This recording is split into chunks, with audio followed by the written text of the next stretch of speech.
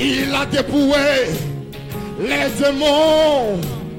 Il les a livrés au spectacle. Maintenant je vis dans le repos. Par le achevé de Christ, le pouvoir a changé de main. Christ, mon assurance. Je vis le vrai repos. Autrefois, j'ai vu des esclaves sur des chevaux, les bronzes manches à terre. Maintenant le pouvoir a changé de main. Je vis le vrai repos. Laisse-moi te dire mon frère, par le achevé de Christ, le pouvoir a changé de yeah. Christ, mon assurance.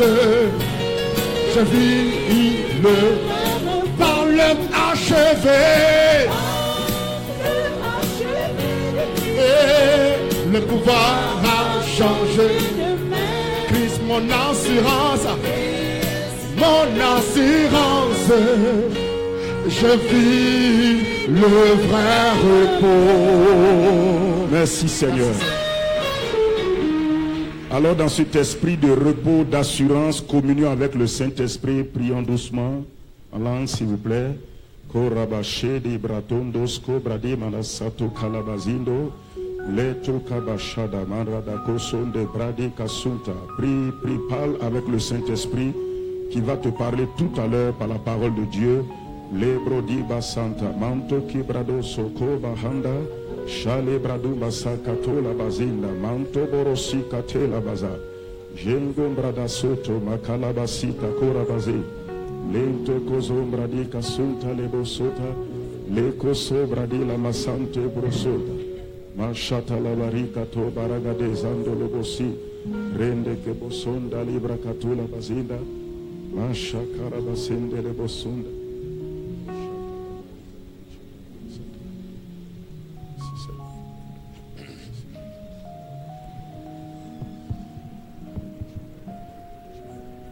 Gloire à Dieu. Excellent Père de grâce, merci ce matin. Merci pour ta fidélité. Merci pour ton grand amour. Merci pour les témoignages que nous entendons. Merci pour tes serviteurs et servants de Dieu. Merci pour le peuple de Dieu qui est là. Nous sommes reconnaissants pour tous tes bienfaits. Sois exalté et sois magnifié. Que toute la gloire, la louange et l'honneur reviennent à toi seul, Père. Au nom de Jésus. Amen. Que la grâce de Dieu repose sur vous. Que l'immense grâce de Dieu soit avec chacun d'entre vous. Nous sommes en train d'avancer, nous sommes en train de reprendre les chemins des premiers chrétiens. Et nous voulons aller de l'avant, nous voulons progresser. Et j'insiste beaucoup sur l'enseignement, car je vous ai dit que Jésus-Christ, quand vous regardez les évangiles, vous les lisez pas à pas, vous allez trouver qu'il prêchait, il enseignait, il guérissait les malades, il chassait les démons.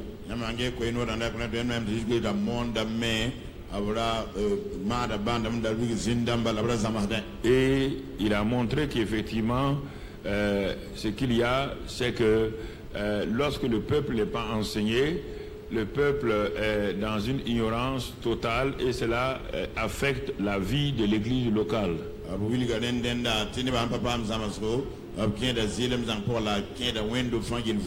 Et c'est pourquoi il a enseigné ses disciples sur le royaume pendant 40 jours. Et c'est ce qui a fait que cet enseignement que Jésus a donné pendant 40 jours à ses disciples-là, c'est ça qui leur a permis, donc après sa résurrection, c'est ça qui leur a permis vraiment de progresser, et quand le Saint-Esprit est venu, de pouvoir enseigner le royaume de façon vraiment parfaite.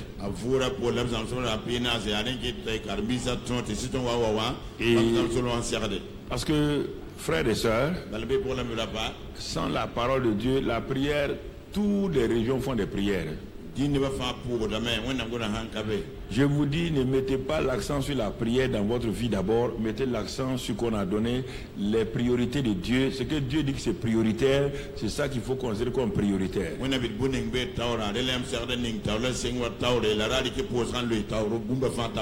Il est dit que Dieu n'a rien fait sans sa parole. Il ne fera rien sans sa parole. Il soutient toutes choses par sa parole. Je comprends que beaucoup d'entre vous, vous êtes devenus chrétiens en passant par la guérison, la délivrance ou bien des choses. Mais ça, c'était le moyen de vous avoir.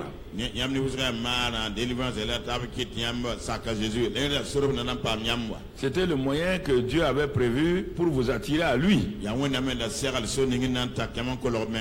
que vous êtes venu à lui, vous devez vous asseoir à ses pieds et être enseigné par le Saint-Esprit. Cela permet en tout cas de progresser et d'aller de l'avant. Cela vous permet de voir ce que Dieu fait donc dans sa parole. Et avant d'aller, je vais demander à la technique de régler donc les téléviseurs qui sont devant moi, car il y a double écriture, il y a double encore, vous descendez, vous venez vérifier cela. Donc, en toute chose, il est important de suivre les voies de Dieu. Parce que nous n'avons pas de royaume. Nous n'avons pas de paradis. On n'a même pas de ministère. Quelqu'un nous appelle, il nous dit, je vais faire de toi ministre de mon gouvernement. Toi tu viens et tu ne suis pas le cahier des charges. Et tu dis, toi tu vas faire ça. Tu vas faire ça. Est-ce que vous allez vous entendre? Donc, quand vous dites que vous avez été appelé par Dieu, si c'est Dieu qui vous a appelé, regardez comment il a appelé son fils d'abord. Premier exemple. Regardez bien comment il a appelé son fils. Son fils même qui est Dieu là, dès qu'il a été appelé là, il a cessé tout pour suivre ce que le Père a dit. Le Saint-Esprit qui est Dieu là, il ne fait rien que ce que donc il a dit de faire. Donc vous devez, si vous êtes chrétien et vous dites que vous avez été appelé, vous devez passer le temps d'abord. C'est pourquoi pendant 30 ans Jésus n'était pas pressé. Il priait le Père. Lui et le Père étaient en communion. Merci. Donc quand il a fini tout cela, tout a été clairement défini. Et il a commencé le ministère. Quand Paul a été appelé, il a été appelé à Damas. Il a reçu le Saint-Esprit à Damas. Qu'est-ce que Paul fait? Paul était un docteur. Il dit par rapport à la loi, il n'y a pas quelqu'un qui peut le condamner. Et donc à ce niveau-là, Paul opérait vraiment avec simplicité. Mais ce qui a fait la force de Paul par rapport à Pierre, Paul a ramassé tous les documents de l'Ancien Testament. C'est ça seulement qui était là, pas de Nouveau Testament encore. Il a dit qu'il est allé en Arabie pendant 3 ans. Le gars a disparu littéralement. Il est allé à l'école du Saint-Esprit. Et tout ce que nous voyons aujourd'hui, comment marcher par la foi, il est parti, il a étudié la vie d'Abraham. Parce que le mot foi dans l'Ancien Testament, ça apparaît 2 fois. Il n'y a pas de foi comme solide dans l'Ancien Testament comme dans le Nouveau Testament. C'est 2 fois que le mot foi apparaît. Alors, si tu veux enseigner la foi de l'Ancien Testament, il n'y a pas de foi dans l'Ancien Testament. La Bible te dit dans Galates que la foi étant venue, elle est venue par qui? Qui est l'auteur et le consommateur de la foi? C'est Jésus. C'est pas Abraham. Non. Si tu ne comprends pas tout ça là, c'est pourquoi quand il a pris l'histoire d'Abraham, Abraham Abraham a vécu dans Genèse 12 à Genèse jusqu'à la fin de sa vie, quand tu le vois, il prend ça dans Romains 4. On dirait que ce n'est pas le même Abraham. Parce que le gars a la révélation. Quelle est la foi? Qu'est-ce qui s'est passé? Alors c'est pourquoi, frère, si tu ne te mets pas à l'école du Saint-Esprit, tu vas raconter des choses à gauche à droite. Tu vas dire des choses qui ne vont pas ensemble, qui ne sont pas en bonne corrélation. Il est le premier qui a enseigné la foi. Quand Paul a commencé la grâce, là aussi il a regardé attentivement qu'est-ce que la grâce. Et c'est lui qui est parti tirer encore. Il a tiré tout presque de Ésaïe et les Genèse. Il a tiré tout son enseignement de là-bas. Mais pourtant le gars était docteur. Il connaissait toute la loi. Il n'est pas allé dans la loi pour tirer l'enseignement du Nouveau Testament. Non. Quand il parle de la loi, ou même lui, mais les docteurs là, il compasse à la grâce.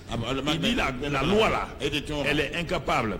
Et quand il parle de Moïse, dans son épître aux Corinthiens, il faut comprendre la parole de Dieu. Il faut que la parole de Dieu soit en vous pleinement. Ce n'est pas dans votre tête. Vous et la parole, vous devez être un. La parole doit être incarnée en vous.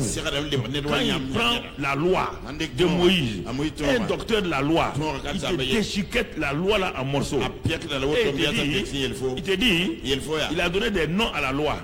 Il dit, c'est la condamnation. Il donne tous les noms. Vous comprenez? Et il dit, si quelqu'un lit Moïse, le voile est toujours là. Il ne voit rien. Alors, si il dit, quand on lit Moïse là, on est toujours aveugle. Voici l'homme de la loi, le docteur de la loi. Toi, tu veux enseigner la loi, tu n'es pas concerné par la loi. Quand toi tu es né par un, la loi ne te concernait pas. La loi concernait qui ici? La loi ne concernait ni le Burkinabé, ni les Français, ni les Américains. La loi concernait un peuple qu'on appelle le peuple juif. Et l'homme de la loi, le docteur de la loi, Paul te dit que cette loi-là, quand tu restes là-dedans, tu es aveugle. Tu ne vois pas la réalité. Il dit, c'est pourquoi Dieu a amené la grâce. Dieu a amené donc la vie nouvelle. Il dit, la loi tue les gens. Elle tue les gens. Elle ne donne pas un pouvoir aux gens. Est-ce que tu as vu dans la loi quelqu'un qui a eu la foi pour vaincre le péché? Tu as vu quelqu'un qui a vaincu le péché? Tu as vu quelqu'un qui a vaincu le diable? La loi est incapable. Alors, si tu conduis ton église par la loi, l'Ancien Testament, tu vois, tu les crées des problèmes. Tu les crées des problèmes. C'est pourquoi le Nouveau Testament est venu. Quand le Nouveau Testament est venu, on dit la loi est venue par Moïse. La grâce et la vérité sont venues par qui? Jésus-Christ. Il dit, quand dans Hébreu, là, Paul est arrivé à son épître excellente, c'est l'épître aux Hébreux. Là, il te compare les deux régimes. Il te dit que la loi, c'est l'ombre des choses à venir. Elle est incapable d'ôter les péchés. Elle est incapable de transformer l'homme. Il dit, quand on parle de loi et on parle du tabernacle, on parle du voile, ça veut dire que le Saint-Esprit montre que la rédemption n'est pas encore venue. Et celui qui a amené la rédemption, dans l'Ancien Testament, il n'y a pas de rédemption. Il y a ce qu'on appelle l'appropriation. L'expiation et l'appropriation, c'est deux choses différentes. L'appropriation, c'est couvrir les péchés. L'expiation, c'est ôter les péchés. Alors, si tu veux continuer à enseigner les gens comme cela, tu vas avoir un peuple qui ne va jamais aller loin, un peuple qui est dans la défaite, un peuple qui n'a pas la vérité, un peuple qui n'est pas affranchi, un peuple qui n'a pas la liberté. Parce que la loi condamne, mais la loi fait plaisir à la chair. Regarde Romains 7.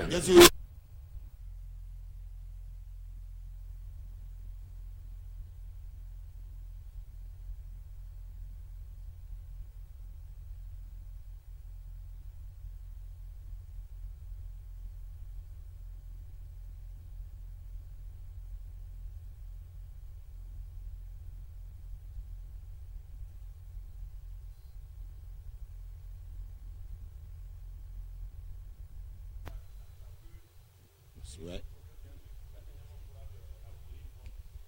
Ça c'est vrai.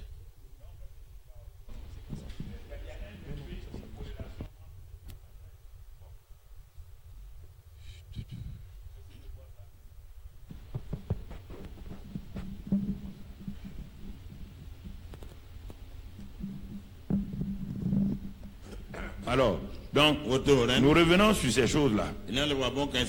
Alors, quand on voit la loi et la grâce, alors, mon frère, ma soeur, la loi a été donnée, on dit c'est simplement, c'était pour montrer, la loi donne la force au péché. Dans Genèse, il faut comprendre la Bible. Genèse, ce n'est pas l'Ancien Testament, Genèse, c'est le commencement. Tous les secrets se trouvent dans Genèse. Tout ce que Dieu voulait faire là, c'est interrompu dans Genèse 3. Dès que l'homme est tombé, tout le programme de Dieu, Dieu l'a suspendu. Il a commencé un programme provisoire attendant que son fils vienne maintenant. C'est pourquoi les vrais sur Genèse 1, Genèse 2. Genèse 3 déjà, il y a un problème qui se passe. Parce que Dieu s'en est allé. Il ne reste plus rien qu'un homme et sa femme qui sont nus. Dieu est obligé de venir de temps en temps maintenant pour travailler avec eux, pour les amener à aller de l'avant. Mais quand tu regardes, quand il a donné la loi, pourquoi il a donné la loi? Il a donné la loi parce qu'Israël ne voulait pas Dieu.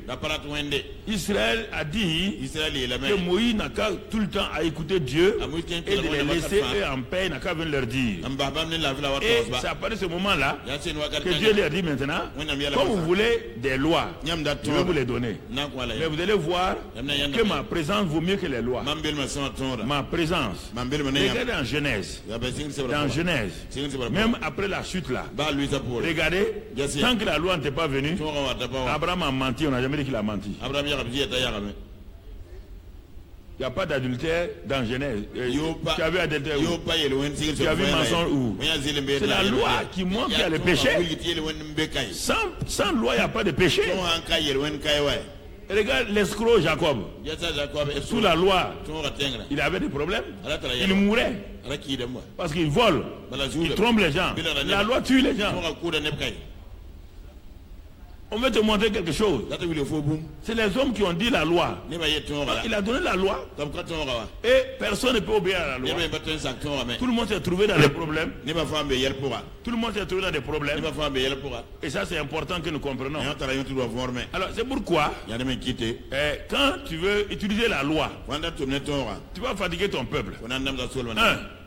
Dans la loi, Jésus a montré la loi pour l'appliquer. Il le montre avec la femme adultère. Il faut que vous compreniez ça, pasteur. Quand il veut te montrer, tu veux t'amuser avec la loi, tu seras ridiculisé. Tu seras honni. Les gens ont voulu honnir Jésus en disant qu'il n'obéit pas à la loi. Il enfreint la loi de Moïse. Jésus a dit, il n'y a pas de problème. J'aurai l'occasion pour vous démontrer que vous ne comprenez rien. Et l'occasion est venue un jour. Ils ont pris une femme en flagrant délit d'adultère. Ils l'ont amenée à Jésus. Premier défaut, ils ont amené la femme sans l'homme. Est-ce qu'il y a adultère d'une femme sans l'homme? Premier défaut, la loi c'est ça. La loi amène les hommes à se soumettre leurs femmes. Parce que tous les hommes aiment ça. La loi, ça soumet les femmes qui n'ont pas le droit. Voici une femme qui a commis adultère. C'est un homme qui l'a séduite. C'est un homme qui l'a trompé. C'est un homme qui a couché avec elle. On prend la femme et on l'amène. Et on veut régler le problème de Jésus en même temps. Jésus est tranquille. Ils viennent avec lui. Ils disent au Seigneur. Ils changent de langage. Ils prennent un langage hypocrite. Il l'appelle Seigneur. Mais c'est un mot hypocrite. Et quand il dit cela, il dit, nous avons pris cette femme-là en flagrant délit d'adultère. Et la loi de Moïse nous dit de faire comme ça, de la lapider. Alors il veut d'abord savoir est-ce qu'il est contre Moïse. Jésus a dit non. Si c'est la loi là, c'est nous qui avons donné la loi à Moïse parce que vous voulez. Il dit c'est pas un problème. Il dit enfin il est d'accord avec nous. Mais maintenant Jésus voyant que tous ces hommes étaient là, ils aiment lapider les gens. Si dans ton église tu as des cailloux dans tes mains pour lapider tes chrétiens, un jour tu seras lapidé toi. toi. On t'a pas donné le peuple de Dieu pour les lapider. On te l'a donné pour les nourrir. On te les a donné pour les sanctifier. On te les a donné pour que tu les aides. Pas pour les lapider, c'est pas ton peuple. C'est pas ton peuple. Tu n'es pas mort pour eux. Tu n'es pas racheté par ton sang. Tu n'as aucun pouvoir sur le peuple de Dieu. Et Dieu va te juger pour ça. Il faut faire attention. Le pasteur n'est pas le créateur du peuple. Il n'est qu'un gestionnaire, un gérant. Et un gérant, on lui demande des comptes. Tout gérant dans la Bible, les gérants des talents, on leur demande des comptes. On leur a tous demandé des comptes. Alors mon frère, ma soeur, Jésus il s'est mis à genoux. Il a commencé à écrire. La loi, ce n'est pas un seul commandement. Si vous voulez appliquer la loi, il faut que l'appliquer dans toute son entièreté. Et quiconque veut appliquer la loi sera pris par la loi. Tu ne peux pas, tu ne peux pas. Il a dit, oh, il a commencé à écrire. Il a commencé à écrire sur le sol. Les gens ont regardé. Ils regardaient attentivement ce qu'il disait. Il écrivait. Alors il dit, tu auras Dieu en premier lieu. Tu adoreras le Seigneur. Tu n'auras pas d'autre Dieu devant ta face. Et etc. etc. Et chacun regardait. Chacun déjà voyait qu'ils auront des problèmes. Chacun a compris que le monsieur là, il a une sagesse qui dépasse leur sagesse. Maintenant quand il est arrivé à tu ne commettras pas d'adultère là, il s'est arrêté. Il dit maintenant, bon ok, bon si c'est la loi là, il n'y a aucun problème. Maintenant, la loi ce n'est pas seulement l'adultère. Si quelqu'un d'entre vous n'a jamais commis de péché, qu'il lui jette le premier la pierre.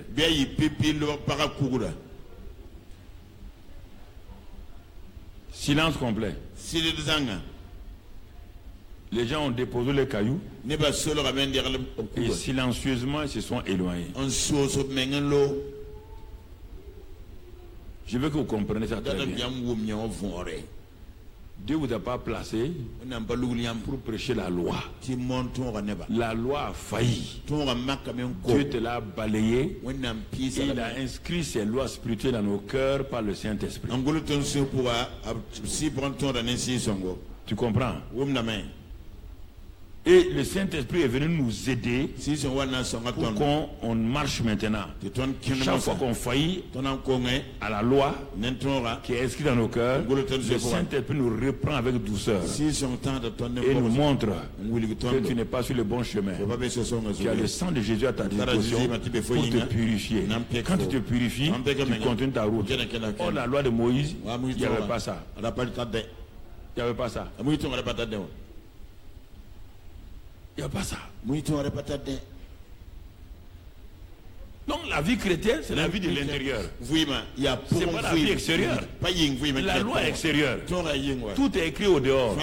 La loi est écrite sur des tables. La vie chrétienne, c'est ton cœur qui est la table. Tout est ici. Sous la loi, il y avait un tabernacle extérieur. Un lieu, donc, comment on appelle la cuve d'airain et autre chose. Ensuite, le lieu saint et le lieu très saint. Et aujourd'hui, il n'y a plus ça. Aujourd'hui, c'est toi, le lieu très saint. Ton esprit est le lieu très saint. C'est là-bas où le Saint-Esprit habite. Ton âme est le lieu saint. C'est là où il y a ta personnalité. Ton corps est l'élément extérieur. Mais Dieu est venu habiter en toi. Il a donné toutes ces choses-là pour te dire que la réalité va venir. Toi, tu laisses la réalité et toi, tu es tout le temps en train de prêcher l'ombre. Tu vas amener qui à la réalité? Donc, ce sont des choses très importantes que nous devons comprendre. Jeunes gens, il ne faut pas développer votre ministère sur des choses pour que les gens vous applaudissent. Parce que ça n'amènera personne au ciel. Mais si vous voulez amener les gens au ciel, c'est celui qui a la clé là. Suivez-le. Ce qu'il a dit de faire là, suivez-le. Il est venu révéler la vraie face du Père. Personne ne connaissait Dieu. Moïse connaissait Dieu extérieurement. Abraham connaissait Dieu extérieurement. La première personne qui est venue nous révéler vraiment Dieu, c'est Jésus. Il était le seul à prendre un caillou pour lapider la femme là. Est-ce qu'il l'a fait? Est-ce qu'il a lapidé la femme? Quand il a dit femme, lève ta tête. Regarde autour de toi. Ceux qui te condamnent là, sont-ils là? Il n'y avait personne. Il dit voilà. Il dit va. Ne pêche plus. Je ne te condamne pas. Je te donne le pouvoir de résister au péché. C'est ça la force de la grâce. Et c'est ce que la femme a fait. Elle est partie. Alors frères et sœurs, quand tu veux prêcher la loi, toi-même tu es condamné. Si toi tu prêches l'adultère, toi-même tu es pasteur, escroc, menteur. Tu vas échapper.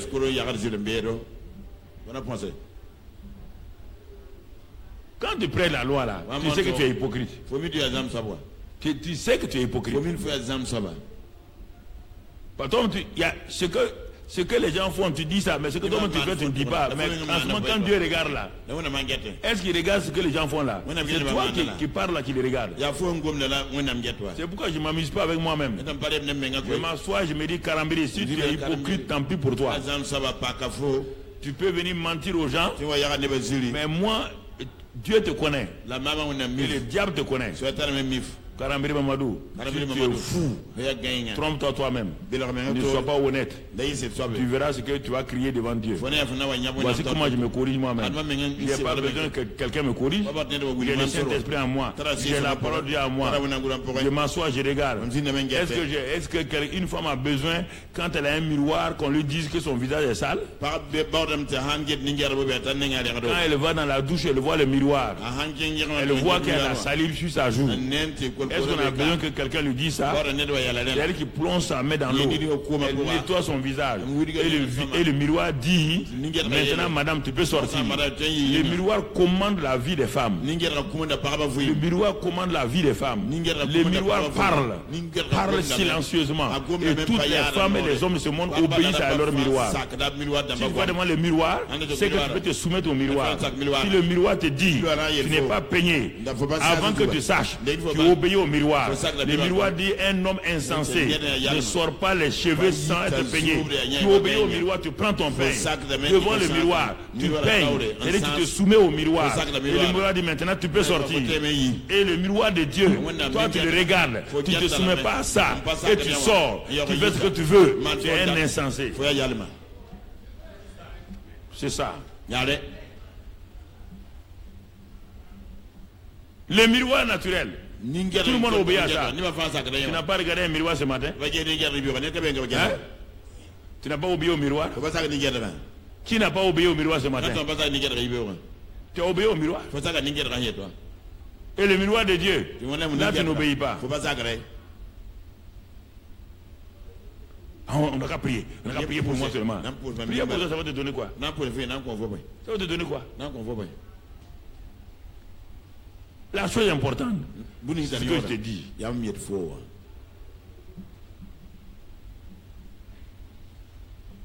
Vous savez, si je voulais que cette église-là, où moi-même je prêche là, je ne suis pas le pasteur de cette église. Non. Moi je suis l'enseignant au niveau du centre d'évangélisation. Mais si je voulais que cette église-là grandisse, c'est pas difficile. Déjà en un mois et demi là, quand j'ai commencé les prières du soir, de mardi soir, l'église est plus remplie que le dimanche matin. Les gens viennent de tous les côtés.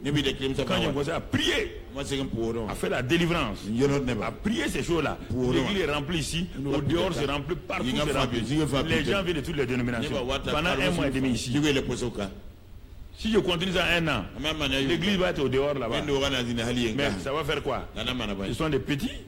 Ils viennent seulement parce qu'on prie pour eux, c'est fini. Et quand ils vont sortir là, ils vont vivre comme des cochons. Donc moi je suis là pour préparer des cochons. Jamais. Pas un ministère de... Non, jamais. Non. Je suis obligé d'enseigner. Ça là, je ne suis pas votre... Jésus a prêché, il a enseigné, il a guéri les malades, il a chassé les démons. Tout chrétien doit le faire. Tu dois prêcher, tu dois enseigner, tu dois chasser les démons, tu dois guérir les malades. Femmes et hommes. Tout le monde doit le faire. Tout le monde. On dit tu es témoin. Alors, frères et sœurs, c'est important que nous comprenions ça. Vous savez, j'ai introduit ces choses-là. Ben, écoute-moi, quand je suis ici, je suis un prédicateur. Je suis celui qui... J'annonce la parole de Dieu. Mais quand tu viens dans mon bureau, tu me verras dans ma simplicité. Je cause avec toi, je ris simplement. Parce que là-bas, je ne suis pas en train de prêcher. C'est différent. Quand je suis ici, là je ne joue pas. Parce que c'est la vie des gens. Je sais qu'il y a un ennemi qui guette les gens. Un ennemi qui est en train de mentir à des gens. Pour dire non, non, non, si on prie pour nous, ça va aller. Je ne veux pas accepter. Au moins, je prie. Je vois aussi comment l'ennemi agit sur les gens. Et moi, je vais me taire, flatter les gens. L'ennemi va les détruire. Quand je vais arriver devant Dieu, il va me dire, infidèle serviteur, éloigne-toi de moi. Infidèle serviteur, éloigne-toi de moi. Regarde comment mon peuple périssait. Tu ne leur as rien dit. Tu ne leur as pas prêché. Tu ne les as pas enseigné. Tu les as laissés faire ce qu'ils veulent. Voici des choses pour lesquelles nous devons nous réveiller. Nous devons nous réveiller. Et ça va nous aider à aller de l'avant. Il y a des choses, il ne faut pas s'amuser avec soi-même. Ne vous amusez pas avec vous-même. Ne laissez rien d'autre pour distraire. Voilà ce que tout juste je voulais dire pour saisir vos cœurs. Et maintenant on va commencer l'enseignement de ce matin. On va parler du nom de Jésus. Le nom de Jésus.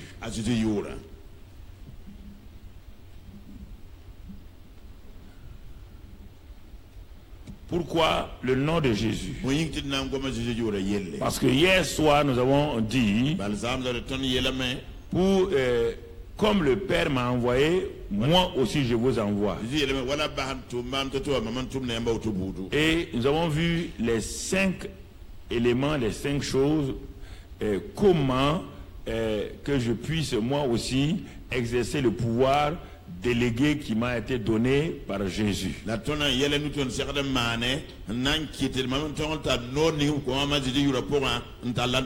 Et on a vu, je dois développer ma relation avec le Saint-Esprit. Sans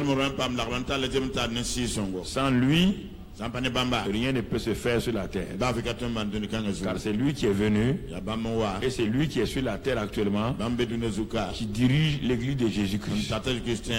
Et c'est lui le Seigneur. Dans le livre des Corinthiens, Paul vous l'a dit. Il y a le Seigneur. Le Seigneur, c'est l'Esprit. Le Seigneur du salut, c'est Jésus. Le Seigneur qui dirige l'église actuellement, c'est pas Jésus, c'est le Saint-Esprit. C'est écrit dans Corinthiens. Donc, il faut savoir, le Saint-Esprit est Seigneur, Jésus est Seigneur, et chacun dans son rôle. Jésus est assis à la droite du Père, sur la terre.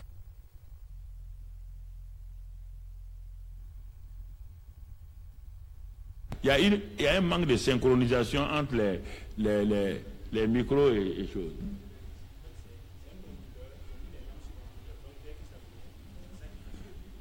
S'ils ont mis les lampes sur onduleur, quelle lampe?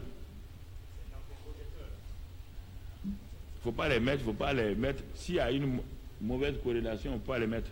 Non, ce n'est ni ça, ni ça. C'est simplement une mauvaise corrélation, mon frère. Donc, ok, on va continuer. Donc, et quand nous comprenons un certain nombre de choses, ça nous aide pour aller de l'avant. Ça nous aide pour progresser. Et nous avons dit d'abord le Saint-Esprit. Alors, quand Dieu dit c'est le Saint-Esprit, Jésus a dit d'attendre le Saint-Esprit. Si toi tu veux faire autre chose, tu t'exposes à de l'humiliation, à la honte. Deuxièmement, il y a la parole de Dieu. La parole de Dieu est l'épée du Saint-Esprit.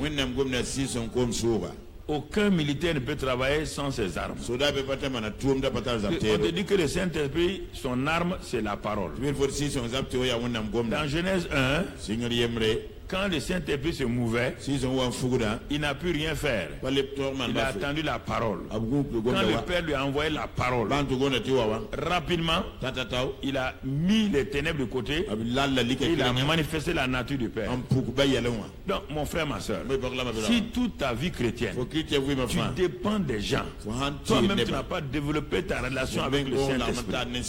Tu n'as pas, la parole de Dieu n'a pas une place importante. Et c'est ça qui affaiblit les gens. Avec vos cellulaires, vos choses là, c'est ça qui vous affaiblit. Les cellulaires, écoutez-moi frère, il y a un piège que Satan a tendu aux chrétiens. Quand vous avez votre cellulaire, écoute-moi, en plein chose ici, toi tu déroules, tu regardes, tu mets la parole de Dieu au même niveau que tes messages que tu reçois de tes amis. Tu abaisses la puissance de la parole. Parce qu'au même moment où tu regardes les versets là, au même moment tu regardes tes messages. Donc Dieu, ça choque Dieu. Ça choque Dieu. Ce que tu as cellulé là, ça ne s'appelle pas la Bible. Ça s'appelle la Bible. Ce que tu as là, ce n'est pas la Bible. Dans ton cellulaire, il y a pornographie. Il y a magie là-dedans. Il y a toutes sortes de choses qu'on a développées. Et dans ça, toi, tu es parti prendre la Bible, tu es parti mettre au milieu. Donc, tu as mis au milieu de quoi? De tout ce qui... Tu as mis la Bible au même niveau que tes messages. Et c'est ça qui fait que les gens ne comprennent pas. Se moderniser pour se moderniser n'a pas de sens. C'est ça que je dis. Moi, je dis ça aux gens, ils ne comprennent pas. Et à cause de ça, aujourd'hui là, tous ceux qui utilisent ces choses là, l'ordinateur et les choses là, ils ne prennent plus la Bible. C'est tout juste. La parole parlée, les anciens point. Les top chrétiens qui vivent de ça. Les chrétiens qui vivent de ça. Quand ils jouent le matin, qu'est-ce que le top chrétien a dit? Qu'est-ce qu'enseignement point a dit? Et quels sont les messages que j'ai reçus? Dès le matin, ils sont assis à ces choses-là. Mais comment voulez-vous avancer? On te dit la Sainte Bible. Satan veut supprimer le livre là comme ça. Parce que n'oubliez pas que ce qu'ils veulent détruire là, c'est la Bible. Qu'est-ce qu'ils vont faire? Le piège. Ils vous donnent des Bibles électroniques. Mais le jour va arriver où les chrétiens vont plus aimer ça là. Les imprimeurs vont tomber en faillite. Les libraires vont tomber en faillite. Et quand il y aura plus la Bible sous cette forme là, on va dire maintenant qu'on ne peut plus mettre la Bible dans le cellulaire. Voilà, maintenant tu vas faire quoi? Ils dirigent tout. Et ceux qui veulent acheter les trucs de cellulaire et des trucs là, ce sont les non-chrétiens. Si tu ne sais pas ça, je vais te dire, c'est les non-chrétiens.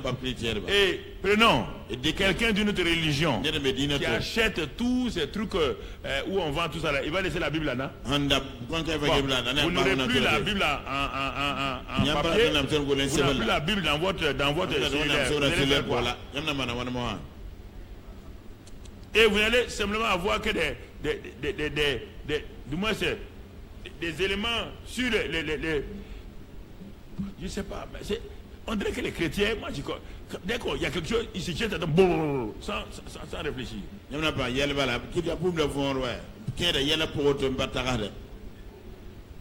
Il y a aujourd'hui des pasteurs, ils ne peuvent pas préparer leur message sans internet ou chose. Regarde, quand tu as ton appareil devant toi, tu es en train d'étudier la Bible avec l'appareil là.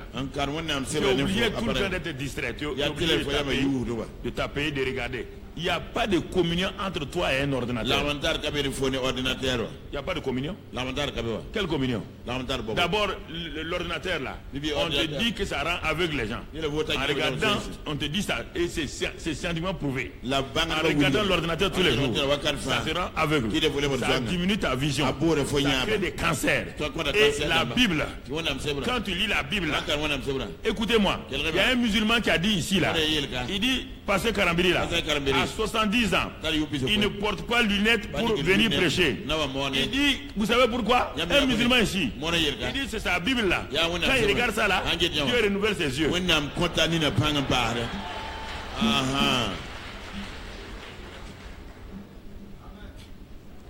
On te dit que l'ordinateur, c'est écrit, les téléphones, ça donne cancer, ça ferme, ça rend les gens aveugles.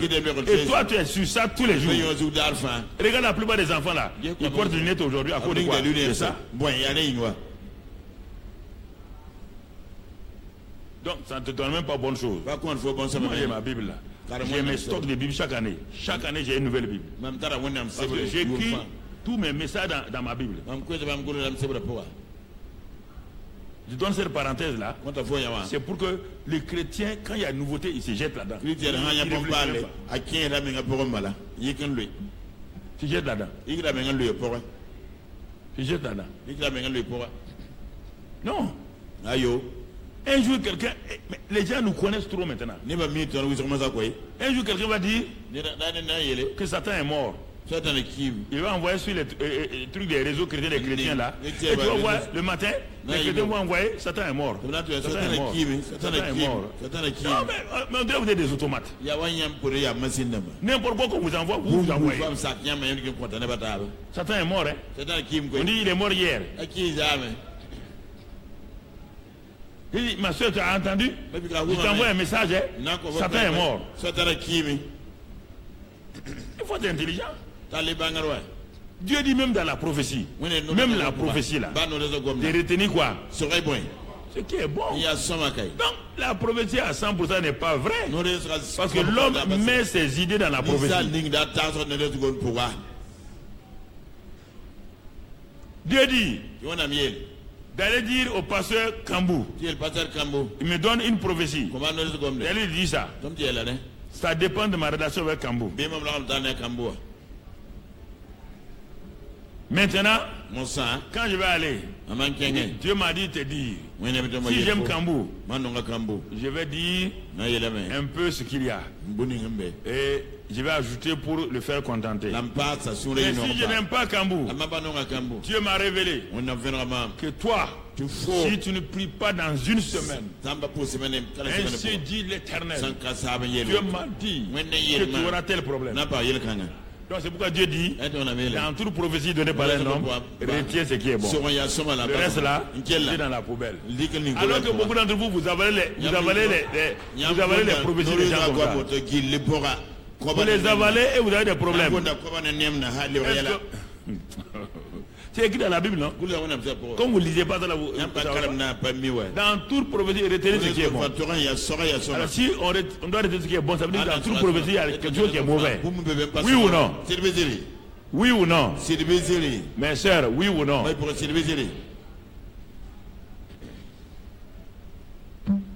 C'est des choses importantes. Soyons actuellement, les gens nous écoutent sur Facebook. Je parle à eux aussi. Il y a des gens qui ne viendront jamais ici. Mais ils entendent ma voix. Soyons chrétiens, soyons intelligents, soyons sages. Le reste là, ça ne sert à rien. Donc le nom de Jésus, quand nous abordons cela, parce que c'est l'élément central du pouvoir qui a changé de main.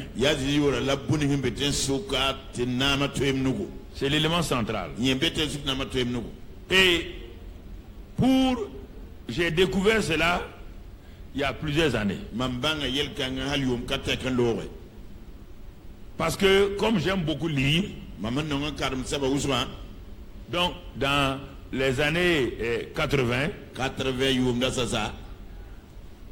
des livres ont commencé à apparaître sur la scène, des livres de Kenneth Hagin, de Osborne, tous ces livres-là ont apparu sur la scène. En ce temps, je cherchais mes marques. Je me demandais comment on va avancer, comment on va aller. Et je suis tombé sur les premiers livres en anglais, c'était pas en français d'abord. Et un jour, je lisais le témoignage de Kenneth Hagin quand lui aussi il était jeune, il ne comprenait pas les voix de Dieu. Il dit qu'un jour il priait. Quand il priait, à un moment donné, le Seigneur Jésus lui a apparu dans la vision. Il parlait à Jésus et Jésus lui répondait. Jésus lui révélait des secrets. Il était content. Et puis à un moment donné, il y a un écran noir qui est venu entre lui et Jésus.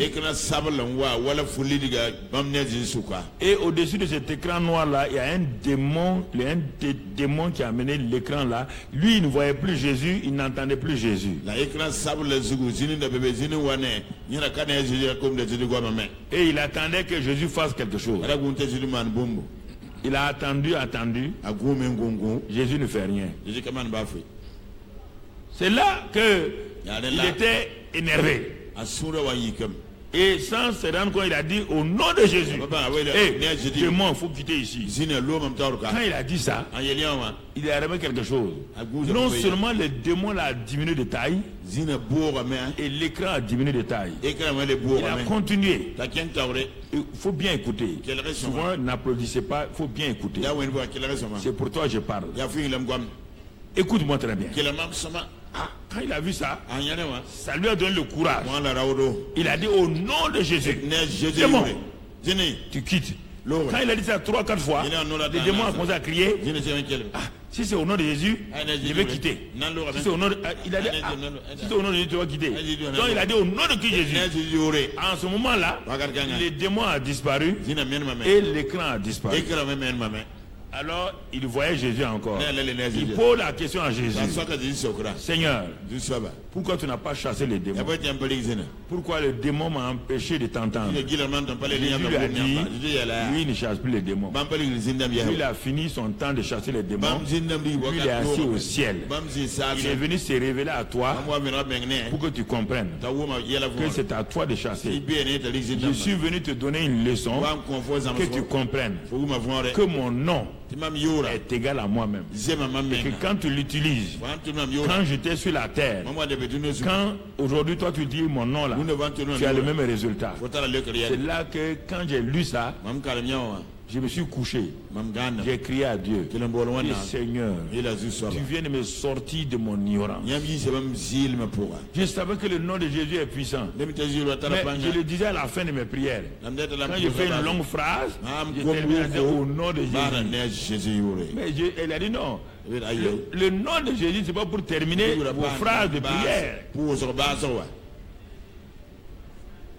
J'ai commencé à regarder dans le Nouveau Testament. J'ai vu que non, ils ne terminent pas leur prière au nom de Jésus. Non. C'est pas pour parler une longue phrase puis à dire à la fin au nom de Jésus. J'ai dit, mais Seigneur, tu es en train de m'apprendre quelque chose. Et j'ai continué. Un jour, le même Kenneth Hagin donne un témoignage.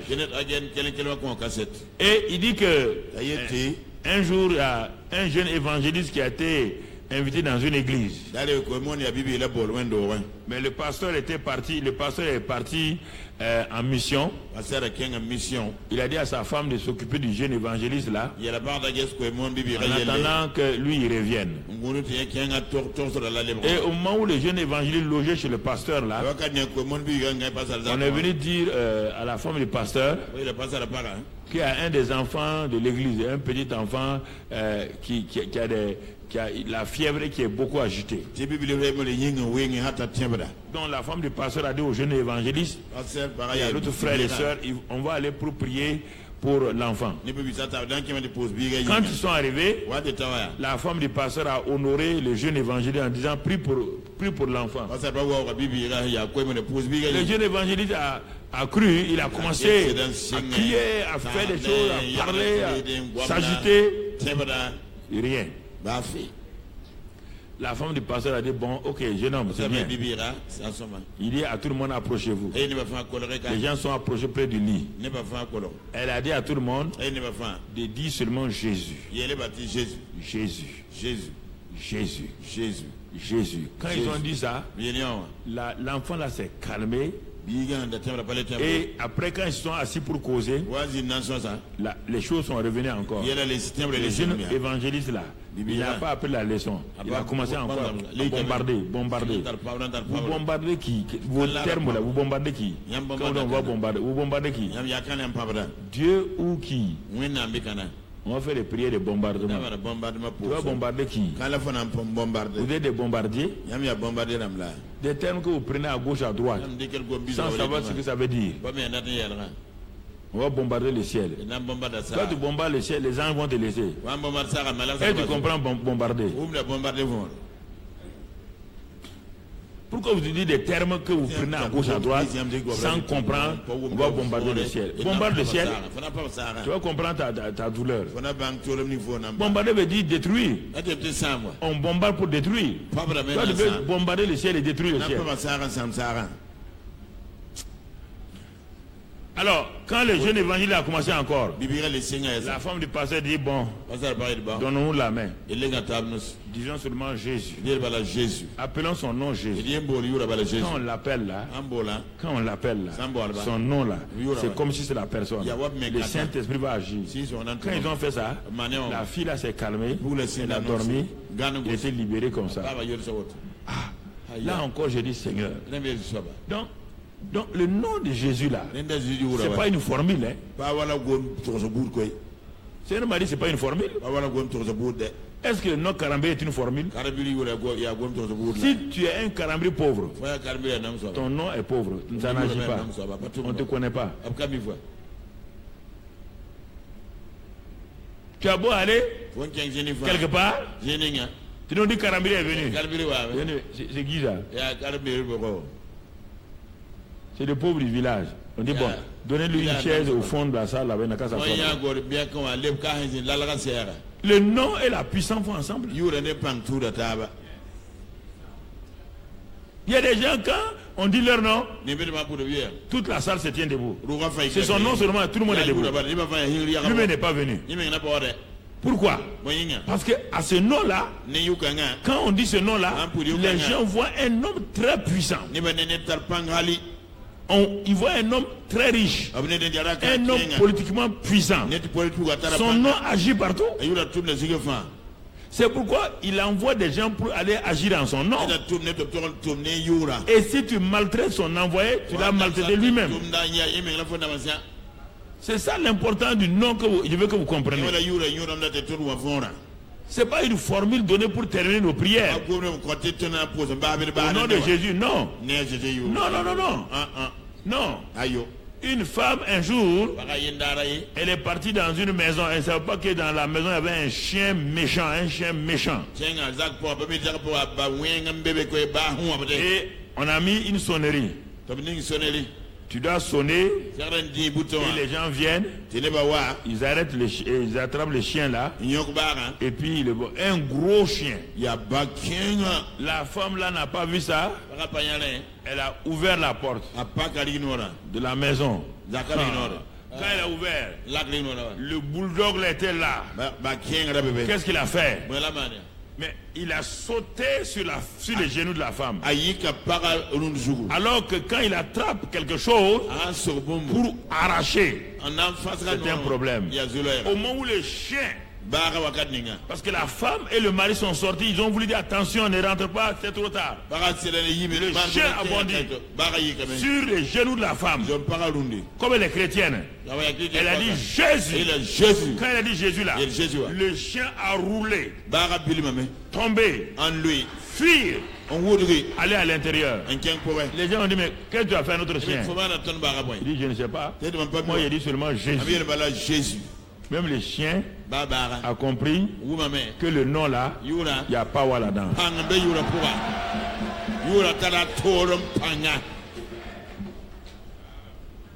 Non, je veux faut pas vous lever. Non, si vous vulgarisez ce nom-là, ça ne marchera pas. Il faut savoir l'utiliser au temps convenable, avec honnêteté, sérieux et confiance. Alors, mon frère, ma soeur, si tu regardes cela, regardons l'importance que le Père accorde au nom de Jésus. C'est ça que tu dois savoir. Si le Père accorde une importance au nom de Jésus, et toi et moi, nous faisons fi de ce nom-là, nous allons nous créer un problème. Alors, regardons dans Philippiens 2. Philippiens 2, et regardons l'importance que le Père a accordée à ce nom. Philippiens 2, vous avez, je n'ai pas besoin de dire le verset, vous avez le papier avec vous. Il dit, Jésus ayant paru comme un simple homme,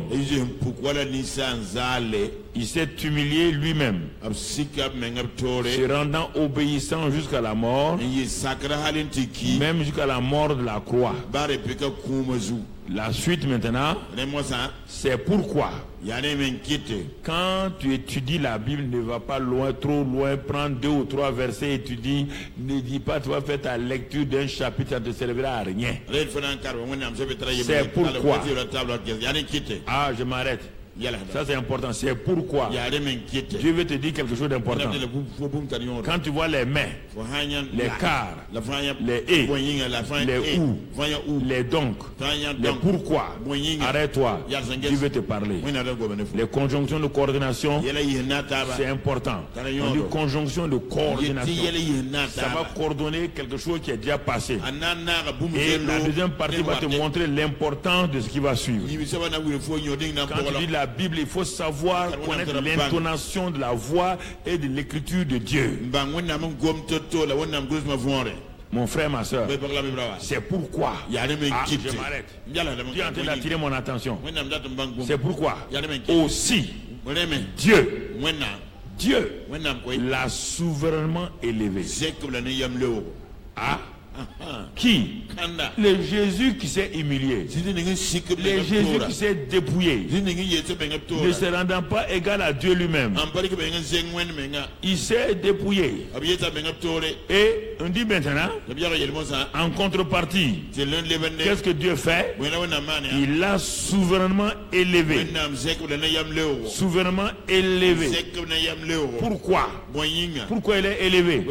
Quand il l'a élevé, regardez maintenant, il lui a donné le nom qui est au-dessus de tout nom. Absolu. Tout nom.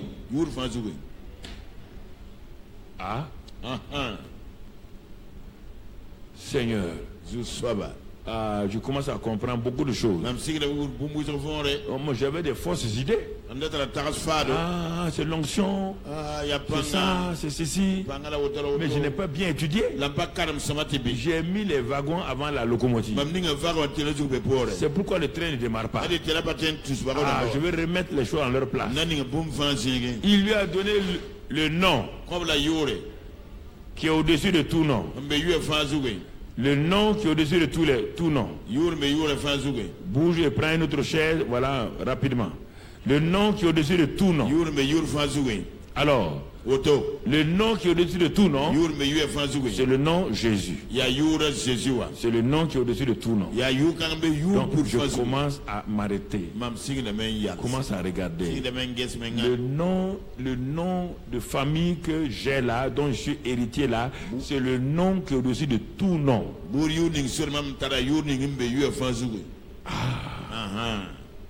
Dans le village, on dit voici ce nom-là, ce nom de ce papa-là qui domine tous les noms.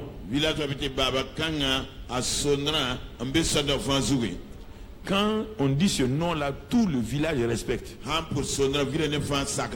Alors, si tu veux avoir accès, tu vas utiliser quel nom? C'est ce nom-là. Alors, on te dit ici le nom qui est au-dessus de tout nom. Et mais ce nom qui est au-dessus de tout nom, c'est pourquoi? Ah, si c'est parce qu'on l'a élevé au-dessus de tout nom, ça le régale. Mais qu'est-ce que moi je tire là-dedans? Afin, maintenant, on me parle de moi.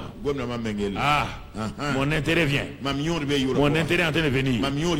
Ce nom-là, qui est au-dessus de tout nom, ça c'est Jésus.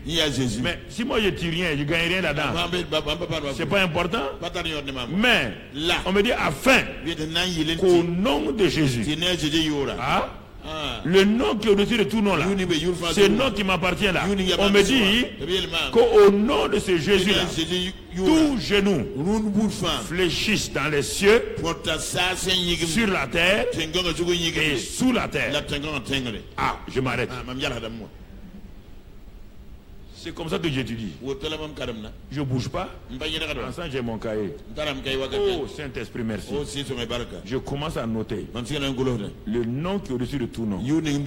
Donc, ça veut dire, je viens de comprendre que j'ai le nom qui est au-dessus de tout nom. Je commence à remercier Dieu. Je ne continue pas, j'ai remercié Dieu. Je le bénis d'avoir eu la révélation de ce nom. Et maintenant qu'il m'a dit qu'en ce nom-là, tout genou fléchit dans les cieux, sur la terre, sous la terre. Dieu me dit que ce nom-là contrôle les 3 dimensions. Le nom de Jésus contrôle le ciel, la terre et sous la terre. Ah, je viens de comprendre. Il y a quelque chose d'important. Une richesse que je suis en train de découvrir. Mais quand quelqu'un devient chrétien, il ne voit que les bénédictions. Il ne comprend pas ce que je lui dis ce matin. Il ne comprend pas. Il ne comprend pas. Il ne comprend pas ça. Ce nom est pour moi. Et ce n'est pas fini. Et que toute langue confesse que Jésus-Christ est Seigneur à la gloire de Dieu le Père. Alors, à partir de ce moment-là, je commence à réfléchir. Mais c'est extraordinaire. Donc le nom là, c'est pas pour terminer mes prières. Non. C'est le nom qui opère en tout temps, en tout lieu, dans le ciel, sur la terre et sous la terre.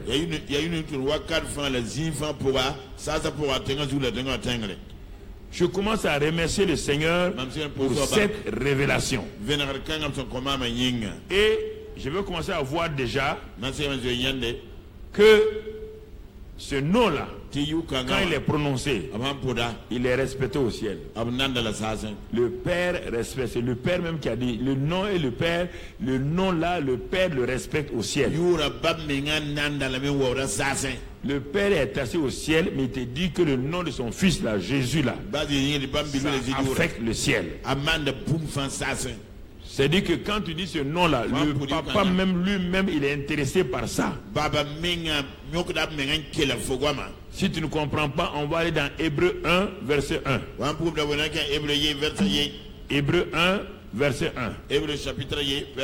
Pour que tu comprennes. Après avoir autrefois à plusieurs reprises et de plusieurs manières parlé à nos pères par les prophètes. Il a parlé par nos prophètes avant. Mais et maintenant, voilà la vérité présente. La vérité présente c'est quoi? La vérité passée c'est pas quoi? Dieu a parlé à nos pères par les prophètes. Mais aujourd'hui, Dieu parle par qui en premier lieu? Dieu. La suite, dans ces derniers temps, nous a parlé par le Fils. Il a établi héritier de toutes choses, par lequel il a aussi créé le monde. Mon frère, et qui étant le reflet de sa gloire et l'empreinte de sa personne, regarde le Fils, ce qu'il est. Quand tu vois le Fils, quand tu vois le nom du Fils, tu vois la gloire, tu vois l'empreinte de sa personne. Donc c'est pas n'importe qui. Donc Dieu te parle de son Fils. Fais attention à ça. Dieu te parle de son Fils. Il est le reflet de sa propre gloire. Il est l'empreinte de sa personne. Chaque homme a une seule, chaque empreinte est particulière dans le monde. Quand je pose mes empreintes et que vous tous posez vos empreintes, il n'y a aucune empreinte. Dieu te dit que son Fils là, c'est l'empreinte de sa personne. Donc ça veut dire c'est important. Donc je dois faire attention. Et ensuite, il soutient toutes choses par sa parole puissante. Donc Dieu m'avertit. Son Fils, sa parole, c'est ça qui soutient toutes choses. Qu'est-ce qu'il a fait ce Fils-là? Pourquoi le ciel a accepté? Le ciel a accepté quoi? Le Fils a fait la purification des péchés. Quand il a fait ça, il s'est assis à la droite de la majesté divine dans les lieux très hauts. Le Père te montre que ce nom est au-dessus de tout nom. Parce que la personne elle-même, si le nom est au-dessus de tout, où se trouve la personne elle-même? La personne elle-même a été élevée. Elle est assise à la droite du Père. Elle est là-bas, dans les lieux célestes. Son nom opère maintenant dans les cieux. Il y a deux choses. Il y a la personne de Jésus qui est au ciel. Il y a son nom qui affecte le ciel, la terre et sous la terre. Et moi je suis où? Sur la terre. Il va me montrer comment ce nom-là est important pour moi. Mais jusqu'à présent, le Père me montre l'importance du nom de son Fils. Et continuons les versets. Et regarde maintenant, ce Fils-là, il est devenu d'autant supérieur aux anges qu'il a hérité d'un nom plus excellent que le nom des anges.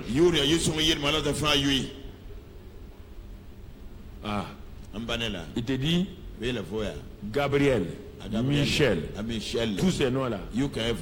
Il dit le nom du Fils est supérieur à tous ces noms. C'est le Père qui te parle.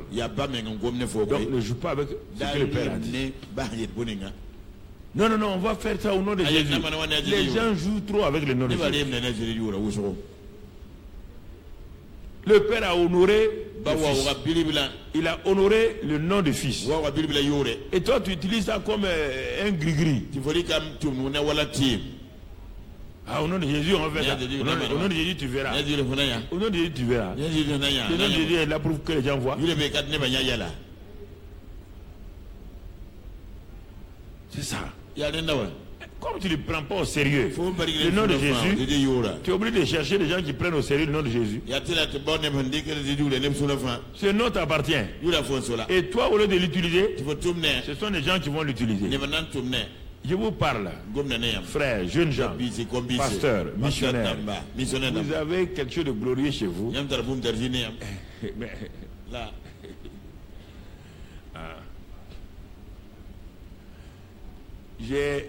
J'ai commencé là où vous êtes assis là. Je n'ai pas eu des enseignements comme ça. J'ai pris ma Bible et j'ai pris quelques livres. J'ai lu, j'ai regardé si c'est conforme à la Bible. Et j'ai commencé à fonctionner avec ça.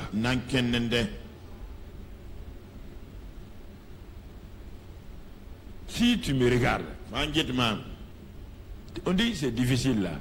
Un homme qui n'a pas fait d'école biblique, un homme qui a été simplement appelé, qui n'a pas d'argent, qui n'a pas de qualification. Tu regardes cet homme-là, il est assis aujourd'hui ici. Et tu vois tout ce qu'il est en train de faire. Et toi, tu ne dis pas, mais si lui il a pu faire, moi je vais faire. Toi, tu dis que c'est difficile. Tu crois que c'était facile pour moi?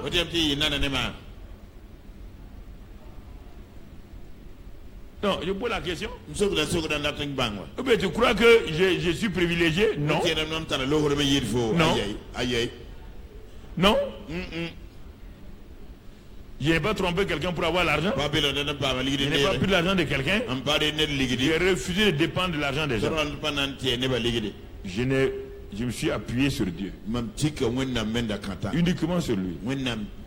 Dès que j'ai su que le nom de Jésus là. Regardons Jean 16. Regardons Jean 16. Maintenant j'ai compris la prière. C'est pourquoi je parle de prière là. Si tu ne comprends pas, regardons la prière maintenant. On va prier. On va prier. D'accord. Tu as prié là. Tu as reçu quoi? Jean 16. La Bible est claire. Il dit en ce jour là. Quel jour? Le jour que moi serai là-haut. Et que le Saint-Esprit sera en bas. Vous ne m'interrogerez plus sur rien.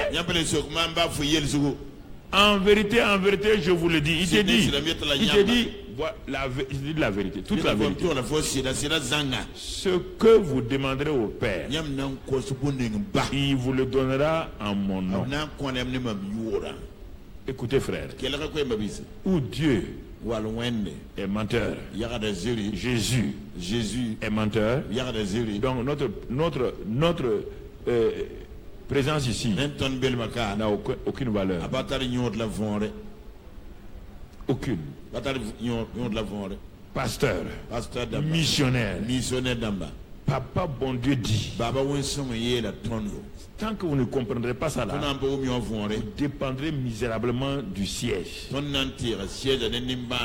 Et vous ne serez jamais heureux. On te dit ici, regarde ce qu'il dit, pasteur. Remets le verset en place. Remets le verset en place. Je vous dis la vérité, dit Jésus. Ce que vous demanderez au Père, il vous le donnera en mon nom. Est-ce que toi, missionnaire, pasteur, chrétien, tu t'es assis et tu as défié Dieu avec ces paroles-là? Le gars, c'est comme s'il jurait. C'est comme s'il prêtait serment pour dire au monde, écoutez-moi. Quand il dit en vérité là, c'est pour vous dire que je ne peux pas mentir. Je vous dis la vérité. Ce que vous demanderez au Père, il vous le donnera en mon nom. La suite. La suite. Jusqu'à présent, vous n'avez rien demandé à mon nom. Ah non, Jésus. Nous on a dit au nom de Jésus. On a dit non. Si vous avez demandé à mon nom, vous allez recevoir. Si vous avez demandé au nom de Jésus, vous n'avez pas reçu, vous n'avez pas demandé à mon nom. Vous avez demandé selon la formule religieuse.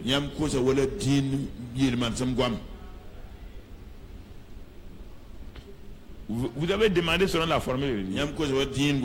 Regardez, il vous dit, jusqu'à présent, vous n'avez rien demandé à moi. Quand même, Jésus, c'est trop là.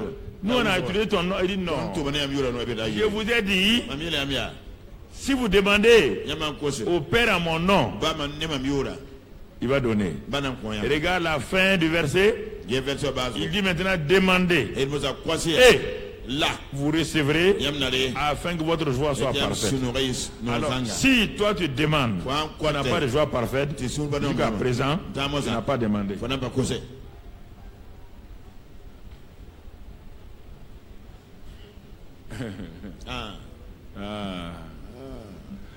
Pasteur, apôtre, prophète, écoutez-moi. Vous confondez le ministère chasser les démons au nom de Jésus et votre vie personnelle. Vous pouvez chasser les démons. Vous pouvez utiliser ça. Comment vous allez bâtir votre église? Comment vous allez bâtir vos chrétiens? Il faut savoir. Le nom de Jésus est une autorité. Le nom de Jésus est un moyen d'accès au Père.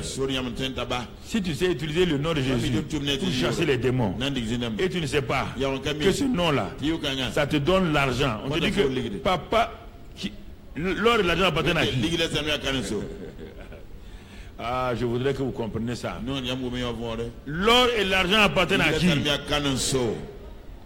Et Jésus te dit, si tu demandes l'or et l'argent là en mon nom au Père, est-ce que le Père va inventer l'argent? Il a dit quoi?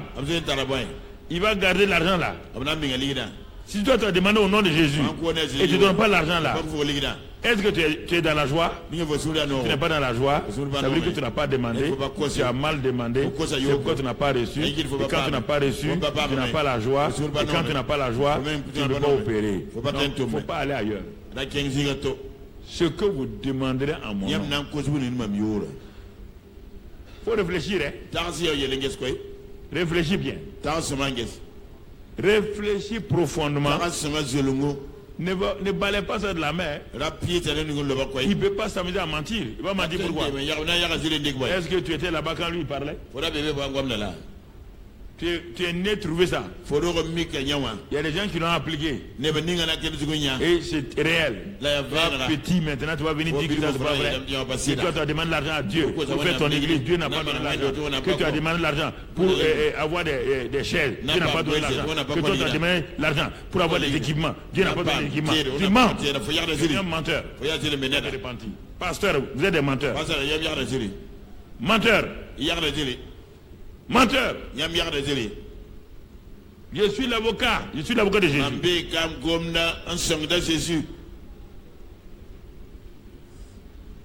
Regarde-moi. J'ai eu l'argent où? Qui m'a donné l'argent?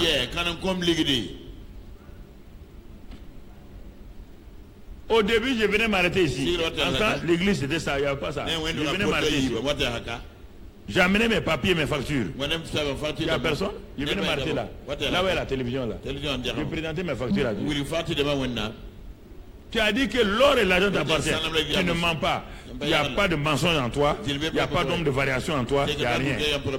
Tu ne mens pas. Et ton fils a dit, moi je ne suis pas dans la joie. Et que pour avoir la joie parfaite, je demandais au Père en son nom. Et j'aurai la joie parfaite. Je dois faire telle chose. Ça me coûte 6 millions. Je n'ai pas 6 millions. Je dois faire ça. Je dois faire ça. Il n'y a rien. Et tu as dit ça là. Moi je viens te défier. Voici ma facture. Quand j'ai dit, voici ma facture là. Tu ne peux mentir. Je suis parti. Le même jour, Dieu a déclenché les opérations. Non. Il ne faut pas s'amuser. Hein. Je ne joue pas avec ça. Tu ne joues pas. Ceux qui ont Dieu, leur Dieu, à qui l'argent n'appartient pas, et ils ont l'argent et l'or. Ceux qui ont un papa à qui l'argent et l'or appartiennent et ils sont dans la misère, dans la pauvreté. On dit, il ne faut pas dire ça, que les chrétiens doivent être dans la pauvreté. Un papa riche avec un enfant pauvre, c'est normal.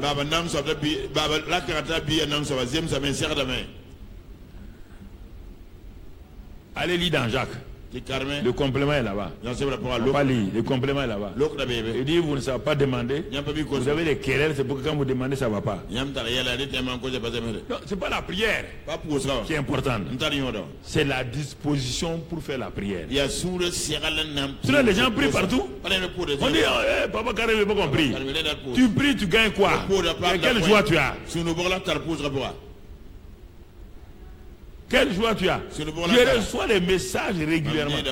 Papa Karam, il faut prier pour nous. Les jours que Papa Karam dit c'est là-bas, tu vas faire quoi? Tu vas chercher quelqu'un d'autre encore?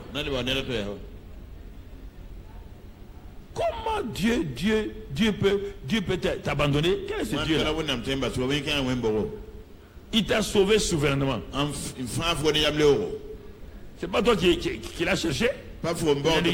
Dieu. Qui a cherché Dieu ici? Personne n'a cherché Dieu. C'est Dieu qui est venu nous trouver. Il te dit, regarde bien. Voici le Père. 3 passages seulement du Père. Va étudier ça là. Et parle au Père. Tu dis, mais non, j'ai pas compris. Hein.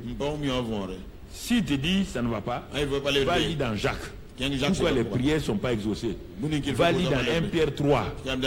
Maintenant, il faut balayer. 1 Pierre 3 dit, 7, 8 dit, mauvaise relation entre la femme et l'homme, même si dit au nom de Jésus, ça ne marchera pas. Alors que beaucoup d'hommes ont des mauvaises relations avec leurs femmes. La plupart des pasteurs, jeunes pasteurs là, il y a des gens qui ont mauvaises relations avec leurs femmes, c'est des jeunes pasteurs. Ce sont des dictateurs. Ils pensent que Dieu les a appelés. Si Dieu t'a appelé, Dieu n'a pas appelé ta femme, c'est grave. Dieu a un appelé avec un non appelé, il y aura bagarre.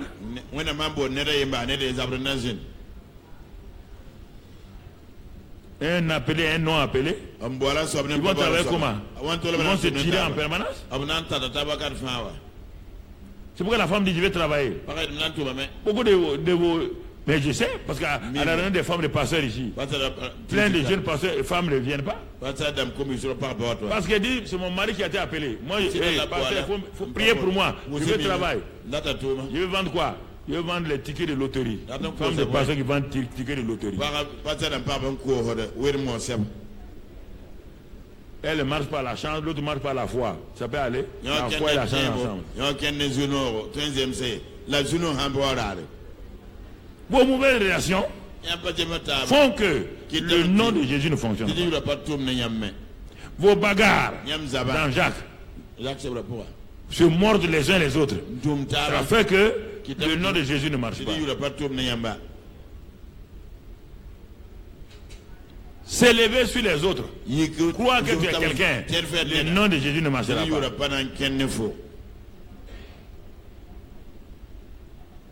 Dieu ne ment pas.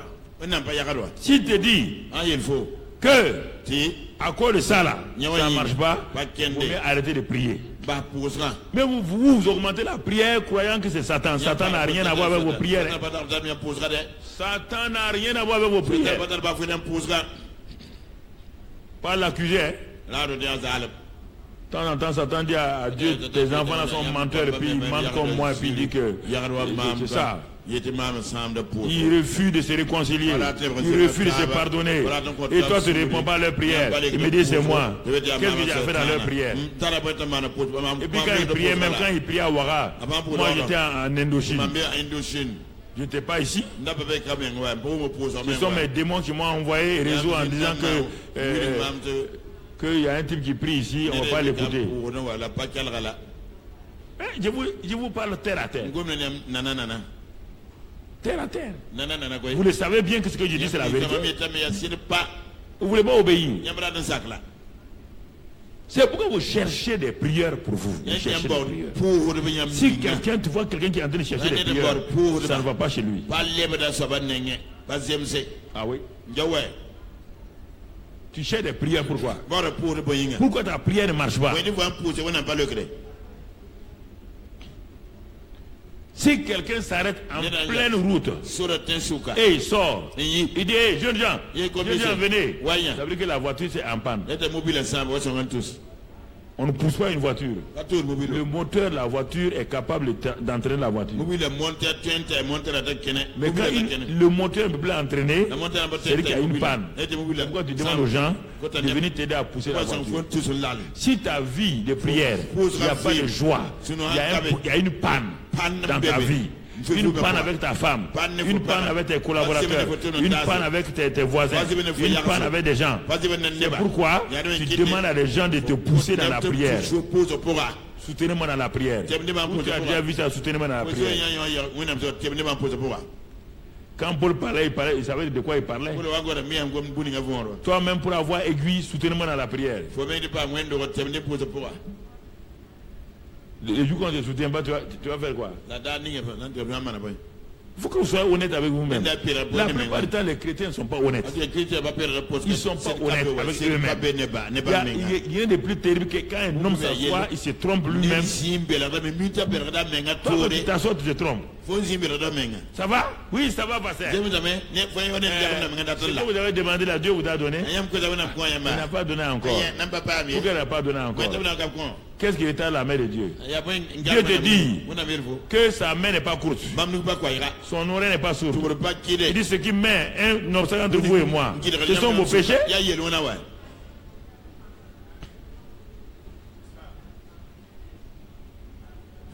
Ce sont vos péchés. Pas autre chose.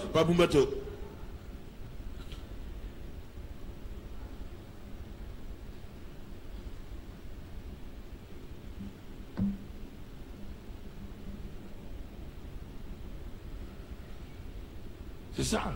Yare. C'est ça. Yare bala.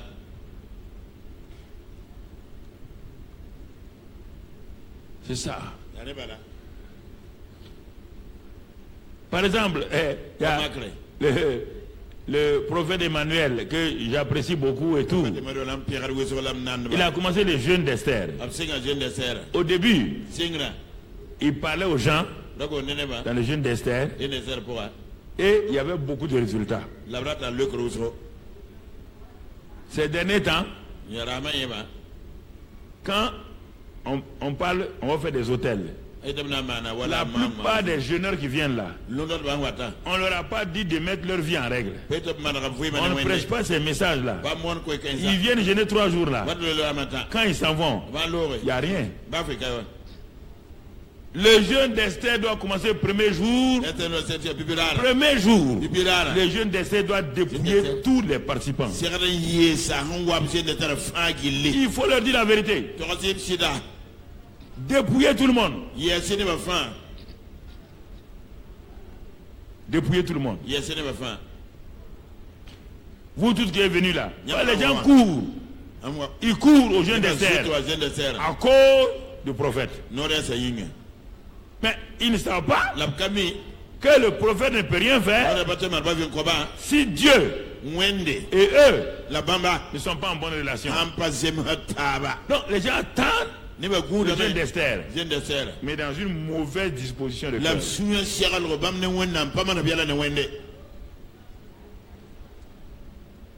Donc le premier jour du jeûne d'Esther, ça doit être un jour de repentance et de cri devant Dieu. On doit ouvrir Ésaïe 59. Ésaïe 59. Parler aux gens. C'est le dernier jour qu'on doit prier pour les gens. Deuxième jour, préparer le cœur des gens par la foi à recevoir ce qu'il y a. Troisième jour, maintenant, tous les besoins, les gens viennent. Vous allez voir, le troisième jour là, les gens sont chauds. Ça c'est important. Très important.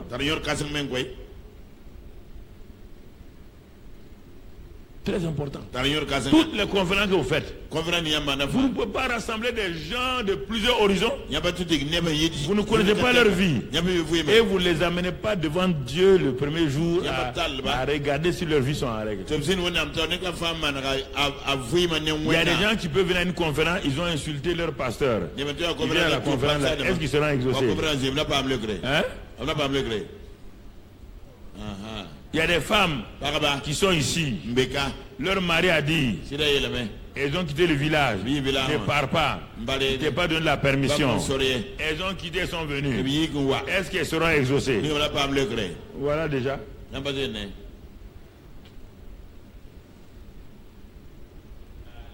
Faut vous débroussailler les choses. Faut mettre de l'ordre là-dedans. Faut mettre l'ordre là-dedans.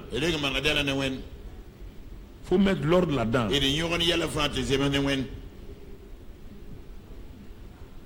Faut mettre l'ordre là-dedans. Il faut appliquer la vérité présente. Appliquer la vérité présente.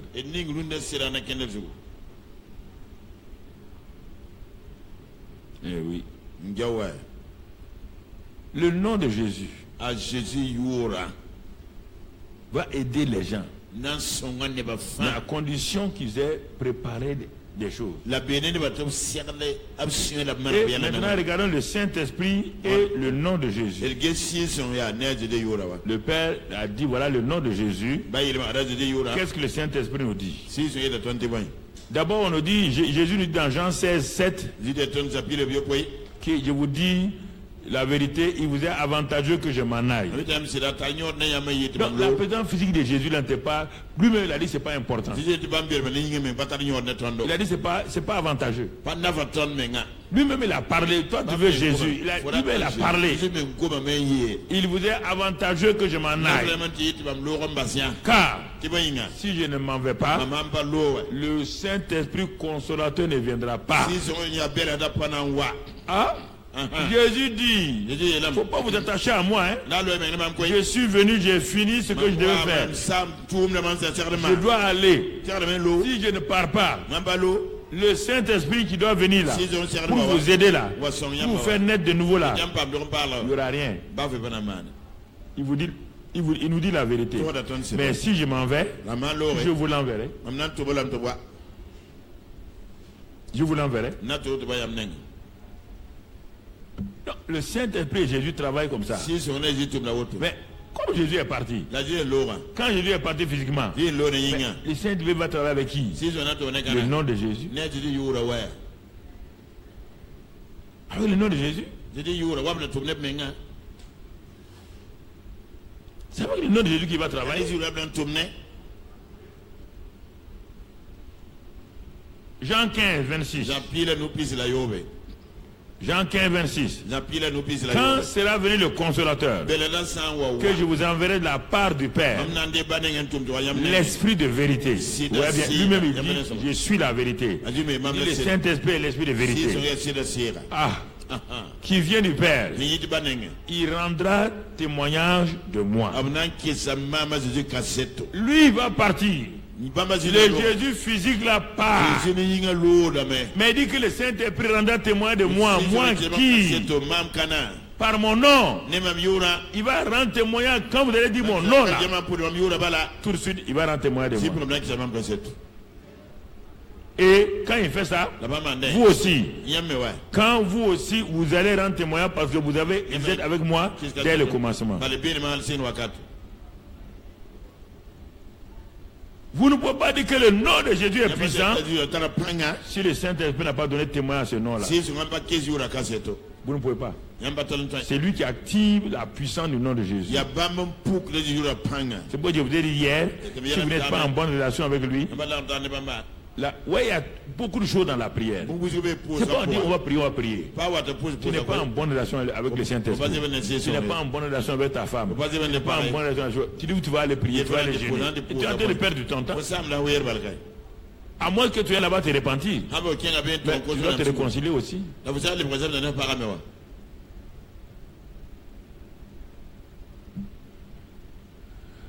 Nous voulons que nos ministères aillent de l'avant, nos vies aillent de l'avant. On ne peut pas occulter la parole du Nouveau Testament. Ça ne sert à rien de faire des miracles et d'arriver à la maison, Satan te frappe. Il te frappe par la pauvreté. Il te frappe par la famine. Il te frappe par la maladie. À quoi ça te sert? Toi tu le frappes au dehors, il te frappe à la maison. Tu es en train de te donner les solutions. Vous ne voulez pas écouter. On n'a qu'à prier. Si on prie ici là, il agit. Mais à la maison là, tu peux trouver un mari qui est agent secrétaire général de Satan chez toi. Tu vas faire quoi? Tu vas souffrir entre ses mains. Satan se venge sur toi. Il faut comprendre les choses. Il faut comprendre les choses. Le Saint-Esprit. Jean 16, 14. Jean 16, 14. Il me glorifiera. Non, il va me glorifier. C'est-à-dire que Jésus est parti. Mais il dit maintenant quand il viendra sur la terre là, il va glorifier Jésus. Qu'est-ce qui est de Jésus sur la terre? C'est son nom. Il va glorifier le nom de Jésus parce qu'il prendra ce qui est à moi et vous l'annoncera. Donc le Saint-Esprit est là pour Jésus. Et comme Jésus n'est pas là physiquement, son nom est là. Il travaille avec ce nom-là. Mon frère, ma soeur,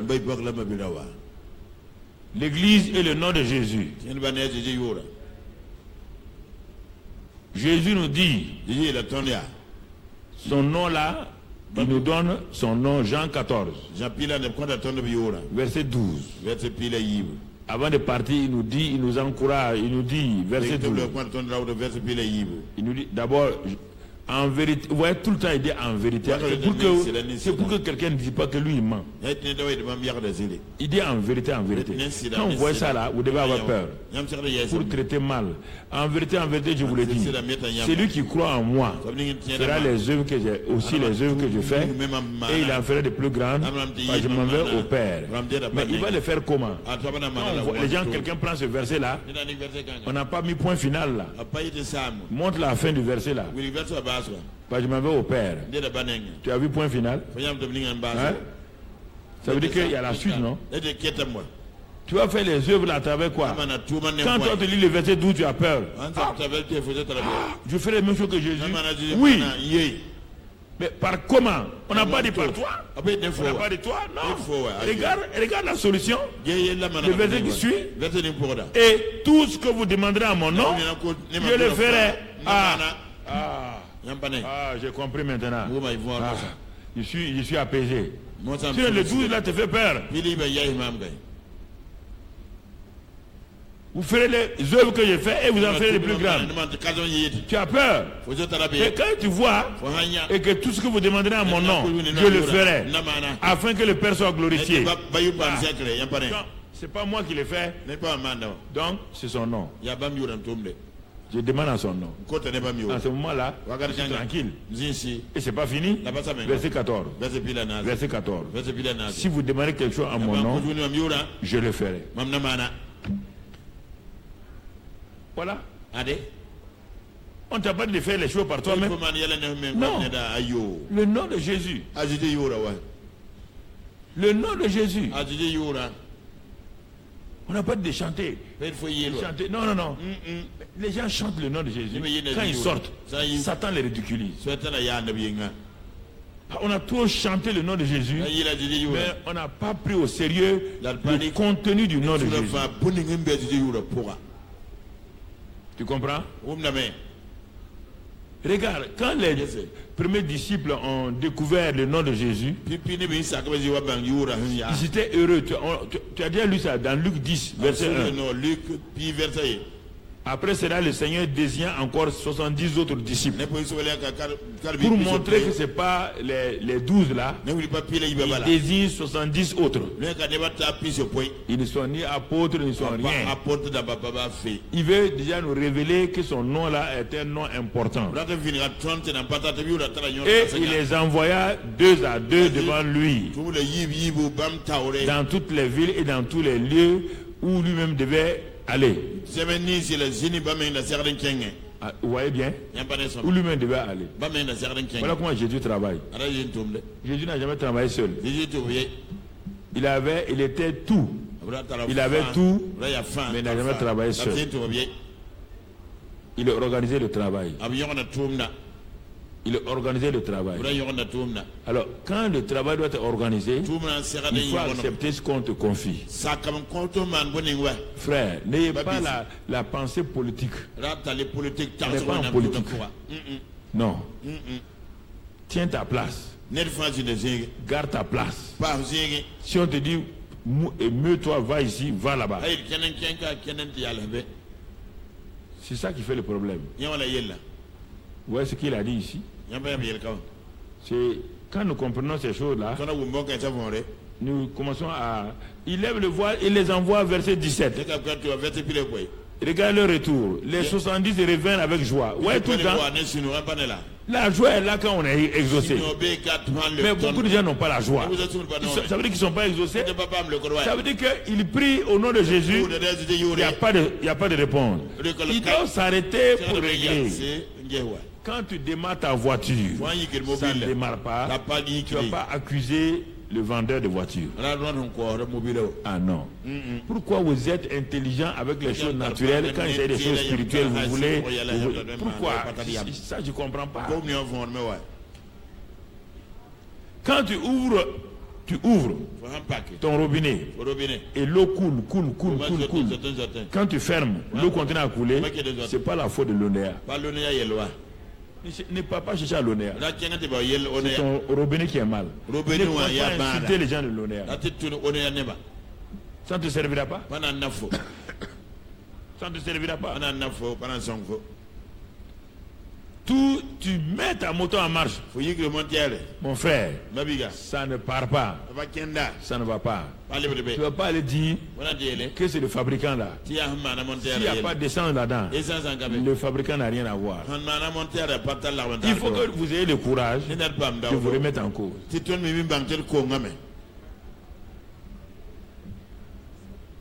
La prière ne peut pas résoudre les problèmes s'il y a tout ça là.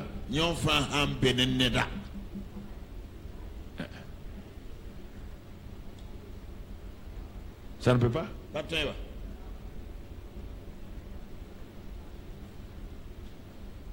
Ça ne peut pas. Une fois j'ai prié dans un pays européen, dans une église européenne, une des grandes églises, ok. J'ai prié sur le mariage. J'ai montré pourquoi le mariage ne fonctionne pas. Les gens ont pris des femmes comme boyesses, mais dans leur maison, ce n'est pas leurs femmes, c'est des boyesses. Réfléchis si tu n'as pas une boyesse à la maison. Ils ont pris une femme pour faire fabriquer des enfants pour eux. Mais ils n'ont pas de femme. C'est une fabricante d'enfants. Je leur ai dit ça en Europe là. J'ai parlé de tout. Vous êtes un pays civilisé. C'est quel pays civilisé? Regardez ce qu'il y a entre vous. Quand j'ai fini, j'ai fini, je suis allé m'asseoir. Le pasteur a couru venir me dire.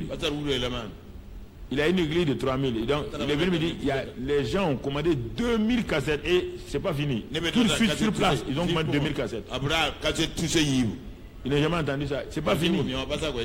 Après, j'ai pris lui-même et sa femme. Ils sont venus là où je dors. Là. Dieu m'a parlé. J'ai pris des paraboles. C'est comme ça quand je parle en parabole, je parle à quelqu'un. J'ai parlé en parabole. Entre relation entre un homme et une femme. J'ai parlé en parabole. Et la femme a commencé à comprendre. Je vois qu'elle commence à sourire. Le mari lui devient un peu triste. Ils ont commencé à comprendre. Quand j'ai fini, le mari dit ah. Lui il reconnaît. La femme dit ah. Voilà. Tu es un homme à succès. Mais regarde ce qu'on vient de dire là. Il ne faut pas jouer à l'hypocrite. Au dehors, vous êtes des hommes à succès. Au dedans, vous êtes le cousin du diable.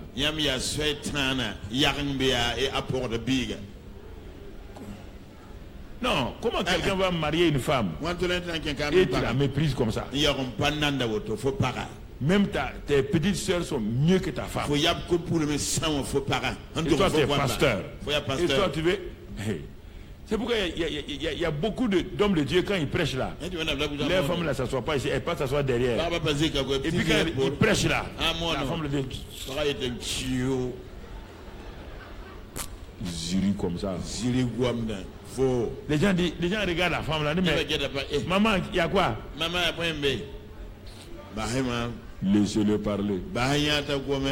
Il vient mentir comme ça. Demandez-lui s'il m'a déjà dit chérie. Tu viens à l'église de dire aux gens chérie, toi tu ne dis pas chérie à ta femme.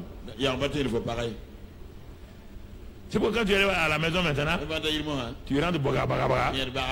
Tu veux la toucher de menteur comme ça.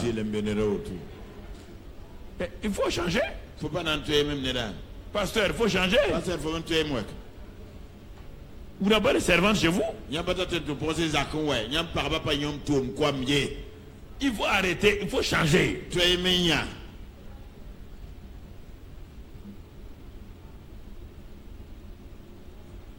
Tu ne sais pas.